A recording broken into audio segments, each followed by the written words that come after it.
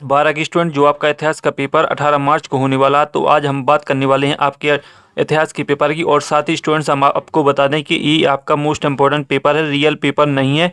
तो स्टूडेंट्स आपकी तैयारी के लिए हम ऐसे मोस्ट इंपॉर्टेंट पेपर आपके लिए लाते हैं जो एक तो लाइक और शेयर ठोक दीजिए, महाकाल का लाइक और शेयर ठोक दीजिए। पूरा साल मेहनत करता हूं आपके लिए बेटा, ऐसा नहीं चलेगा, ऐसा नहीं चलेगा। काफ़ी मोस्ट इंपॉर्टेंट रहते हैं। और साथ ही जो आप अपनी तैयारी कर रहे हैं वो लगातार करते रहें। और जो आपके नोट्स वगैरह हैं उनका भी रिवीजन अच्छी तरीके से कर लें। और जो मैं आपको मोस्ट इंपॉर्टेंट पेपर शेयर करूंगा वो भी आप अच्छी तरीके से पढ़ लें। तो स्टूडेंट्स ये आपका मोस्ट इंपॉर्टेंट पेपर है, रियल पेपर ना माने। तो स्टूडेंट्स कुछ स्टूडेंट्स के कमेंट आते हैं कि सर रियल पेपर डालें, तो रियल पेपर कहीं भी आपको यूट्यूब पर किसी भी चैनल पर नहीं मिलेंगे। केवल आपको इम्पोर्टेंट क्वेश्चन पेपर मिलेंगे जो आपकी जो तैयारी उसके लिए काफ़ी सहायता प्रदान करने वाले रहेंगे। तो स्टूडेंट्स चलो वीडियो को शुरू कर लेते हैं और इतिहास के जो मोस्ट इंपॉर्टेंट पेपर है उसे देख लेते हैं। और साथ ही जो आपका सॉल्यूशन है वो भी मैं आपको इसी वीडियो में प्रोवाइड कराने वाला हूं। तो स्टूडेंट्स आपके जो ये पेपर है वो आपका 80 नंबर का रहेगा। और साथ ही आपको टोटल 23 क्वेश्चन इसमें देखने को मिलेंगे। तो स्टूडेंट इसमें आपके 1 से 5 तक 32 नंबर के बस टू प्रश्न रहेंगे और आपके 2, 3, 4 नंबर के भी क्वेश्चन रहेंगे। तो स्टूडेंट ये आपके लिए मोस्ट इंपॉर्टेंट पेपर रहने वाला है। और साथ ही जो आप अपनी तैयारी कर रहे हैं उस पर लगातार ध्यान देते रहें। तो आपका जो पहला क्वेश्चन है इसमें वो है आपका सही विकल्प चुनकर लिखिए। 6 नंबर में है हड़प्पा सभ्यता की सबसे विशिष्ट पुरा वस्तु है। तो स्टूडेंट इसमें आपको 4 विकल्प देखने को मिलेंगे। तो आपका जो राइट आंसर है वो मैं आपको बता देता हूँ। इसमें आपका हड़प्पाई मोहर हो जाएगा। इसके बाद है मौर्य साम्राज्य के संस्थापक थे। तो इसमें आपका हो जाएगा चंद्रगुप्त।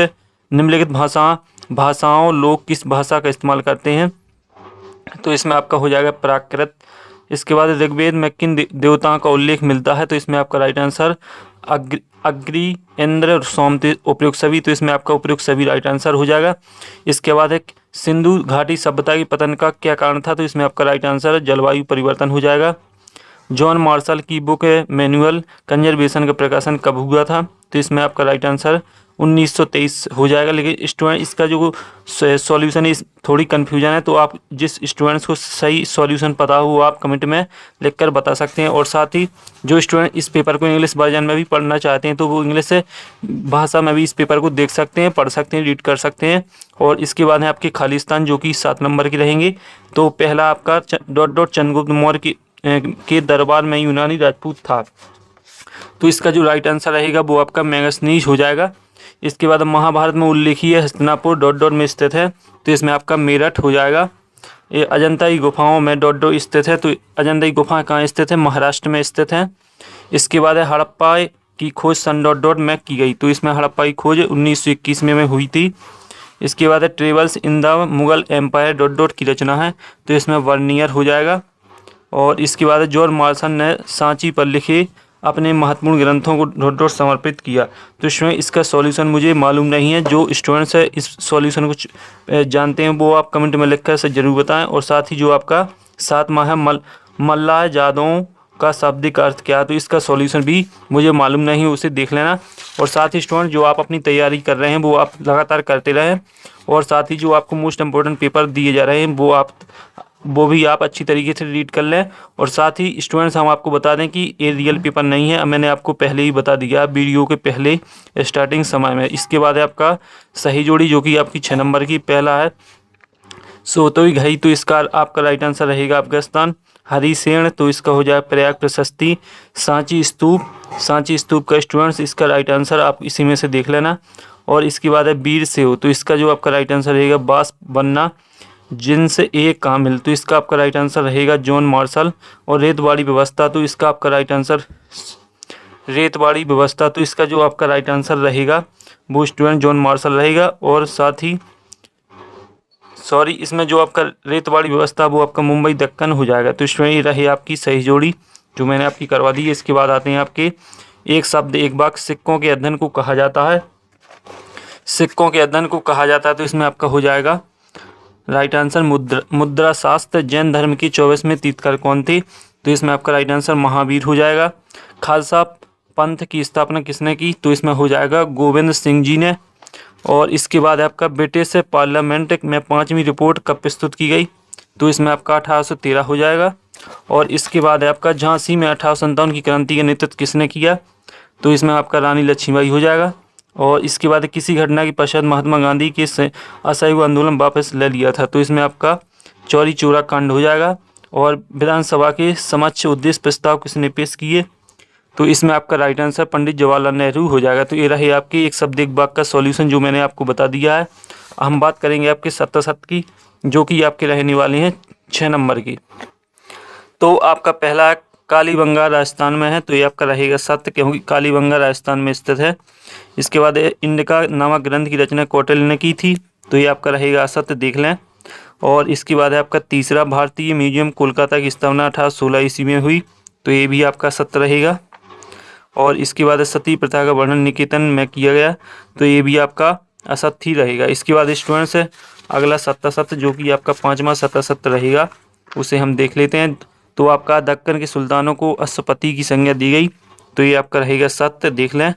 और इसके बाद है आपका भूमिहार भद्रजनों में महिलाओं को पुश्तैनी संपत्ति का अधिकार प्राप्त था, तो ये आपका जो स्टूडेंट इसका सॉल्यूशन है वो मुझे मालूम नहीं है, तो उसे आप देख लेना।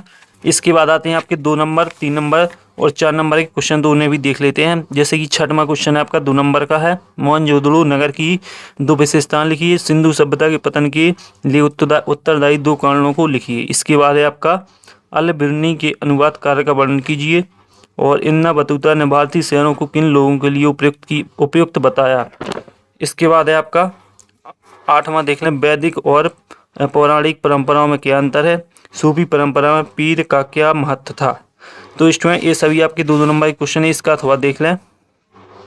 कृष्णदेवराय ने एवं राज्य स्थापनाचार्य की उपाधि क्यों धारण की। 10वां मुगल काल में लगन वसूली के कौन कौन से तरीके प्रचलन में थे। और इसके बाद है खुद कास्त और पाही कास्त किन्हें कहा जाता है।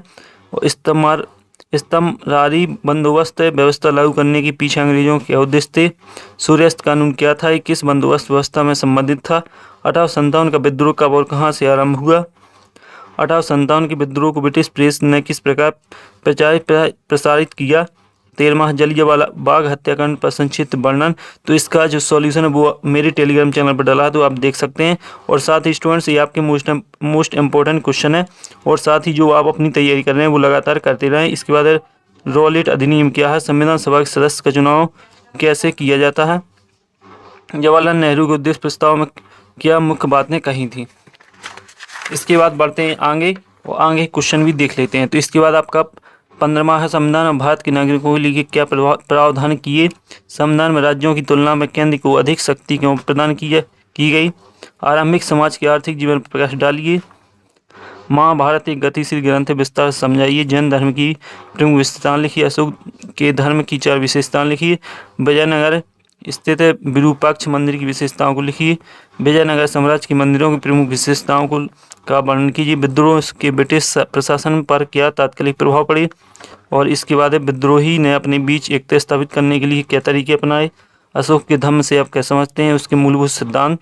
और मौर्य प्रशासन की प्रमुख विशेषताओं की व्याख्या कीजिए। इसके बाद आपका 21वां भक्ति आंदोलन के प्रभाव का वर्णन। भक्ति आंदोलन की विशेषताएं जिनके कारण यह जनसाधारण में प्रसारित किया जा सका। सामान्य अभिज्ञा आंदोलन के परिणाम क्या थे।